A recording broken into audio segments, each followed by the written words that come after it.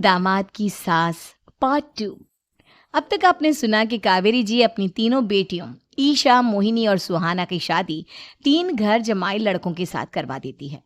उन्हें लगता है कि ये लड़के शायद घर का कामकाज संभाल लेंगे, लेकिन उनके तीनों घर जमाई बहुत आलसी थे। वो नौकरी भी नहीं करते थे और बाहर का काम भी नहीं। कावेरी जी ने अपनी बेटियों से कहा कि वो प्रेगनेंसी का बहाना बनाकर अपने पतियों को सबक सिखाए। अब सुनिए आगे। मम्मी, आपने जैसा कहा था हमने वैसा ही किया, लेकिन देखिए ना, विवेक का हाल तो वैसा का वैसा ही है। घर में ना सुबह का नाश्ता बनता है और ना खाना। नौकरी पर जाने की बात करूं तो खाने को दौड़ते हैं मुझे।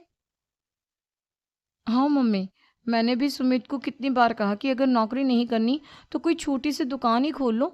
घर का खर्चा कैसे चलेगा? देखो, दोपहर के 12 बजने आए और जनाब अभी तक सो रहे हैं। हाँ मम्मी, ईशा और सुहाना ठीक कहती हैं। अविनाश का भी यही हाल है। जब मैंने अपनी प्रेगनेंसी के बारे में कहा तो मुझसे कहने लगा, अरे दूसरी लड़कियां तो 9 महीने तक नौकरी करती है, बस डिलीवरी के टाइम छुट्टी लेती है। मोहिनी, तुम भी नौकरी करो। अब मुझे कहाँ नौकरी मिलेगी? मम्मी बताओ, अब मैं क्या करूं? हे भगवान, क्या सोचकर घर जमाई दामाद लाई थी मैं कि मेरी बेटियां मेरे पास रहेंगी और खुश रहेंगी। लेकिन इन आलसी दामादों ने तो हमारी जिंदगी को भी प्रॉब्लम में डाल दिया है। मैं तो कहती हूँ मम्मी, हम लोग वापस अपनी जॉब पर जाना शुरू कर देते हैं। बता देते हैं इन लोगों को कि हमने प्रेगनेंसी का बहाना किया है। नहीं नहीं बेटा, ऐसी गलती भी मत करना। अगर तुमने ऐसा किया तो इन तीनों की आदत और खराब हो जाएगी। अरे आज नहीं तो कल कभी तो तुम प्रेग्नेंट होगी, तब वापस यही प्रॉब्लम आएगी। तब क्या करोगी तुम तीनों? हाँ मम्मी, आपकी बात तो बिल्कुल सही है। इन लोगों को तो सुधारना ही पड़ेगा। लेकिन कैसे? अपने बच्चों के आने की खबर सुनकर भी इन लोगों पर कोई असर नहीं हो रहा। पैसे कमाने के लिए घर से बाहर निकलना ही नहीं चाहते ये तीनों। अब मेरे दिमाग में एक प्लान आया है। तुम तीनों चिंता मत करो, उन तीनों को बुलाओ, फिर मैं बात करती हूँ। थोड़ी देर बाद कावेरी जी अपने तीनों दामादों को सामने बुलाकर अपनी बात कहना शुरू करती हैं। अविनाश, सुमित और विवेक, देखो बेटा, मैं ना तुम तीनों से बड़ा प्यार करती हूँ, इसीलिए तो तुम्हें घर जमाई बना कर रखा है मैंने। अरे मम्मी जी, सीधे सीधे कहिए ना, क्या बात है? प्यार तो हम भी आपको बहुत करते हैं। अरे मम्मी जी, आपकी इज्जत भी बहुत करते हैं। अरे भाई, आपके जैसी सास और कमाने वाली बीवी सबको मिलती है क्या? हाँ मम्मी, विवेक और सुमित ठीक कह रहे हैं। आपकी बेटी से शादी करके मेरी तो जिंदगी ही अच्छी हो गई है। जानती हूँ मैं, और ये भी जानती हूँ कि तुम तीनों अपने अपनी बीवियों से बहुत प्यार करते हो। बेटा, बात ऐसी है कि हमारे कुल गुरु ने कहा है कि प्रेग्नेंट होने के बाद मेरी तीनों बेटियां शुरू के 4 महीने हमारे गांव में जाकर रहेगी, जहां मेरे चाचा जी रहते हैं। अरे लेकिन क्यों मम्मी, गांव में जाकर रहने की क्या जरूरत है इन तीनों को? वो क्या है ना बेटा, हमारे परिवार को एक श्राप है। अगर मेरी बेटियों ने यहाँ पर बच्चा पैदा करने की कोशिश की तो उनके बच्चों को कुछ भी हो सकता है। इसलिए अब से लेकर 4 महीने पूरे होने तक इन्हें गांव वाले घर में रहना पड़ेगा। हाँ, तो इसमें प्रॉब्लम क्या है मम्मी जी? हम भी वहाँ जाकर रहेंगे, पिकनिक मनाएंगे। अरे भाई, बीवी जहाँ हम भी वहाँ। हाँ यार, आइडिया तो बहुत अच्छा है।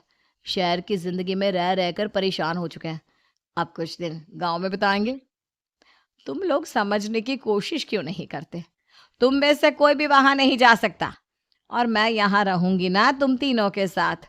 4 महीने की तो बात है, उसके बाद ये तीनों ही लौट कर आ जाएंगी। ठीक है मम्मी जी, अब हमारे बच्चों का सवाल है तो ये तो करना ही पड़ेगा। कावेरी अपनी तीनों बेटियों को कुछ दिन के लिए घर से बाहर कहीं दूसरे शहर में रहने के लिए भेज देती है।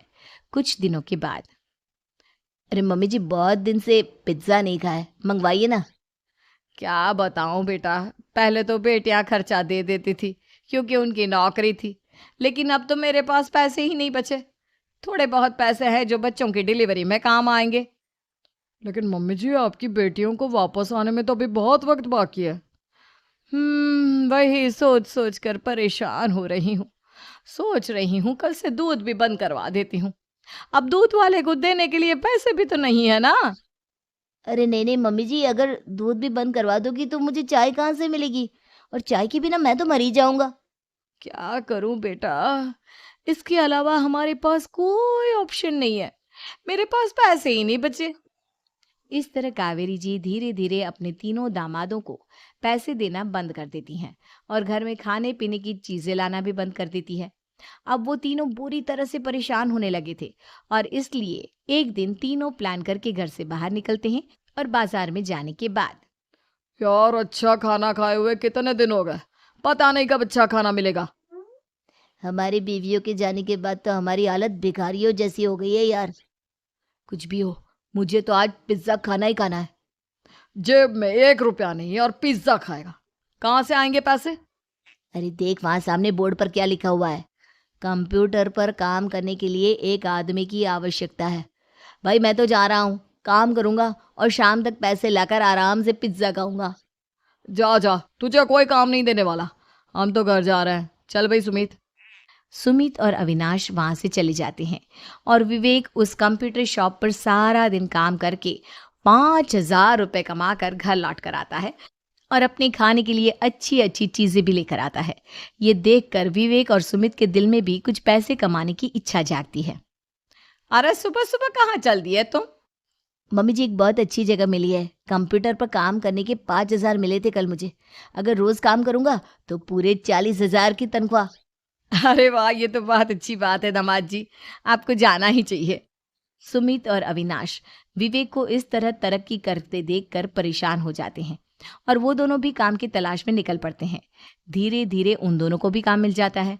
अब कावेरी के तीनों दामाद छोटी मोटी नौकरी करके अच्छा पैसा कमाने लगे थे। एक दिन कावेरी उन्हें अपने पास बुलाती है। अरे वाह, विवेक 40,000 कमा लेता है, अविनाश 60,000 और सुमित तुम भी 40,000 के आसपास कमा ही लेते हो। कुल मिलाकर तुम अच्छे खासे पैसे कमा रहे हो बेटा। हाँ मम्मी जी, बहुत मजा आता है जब महीने के एंड में मोटी रकम हाथ में आती है।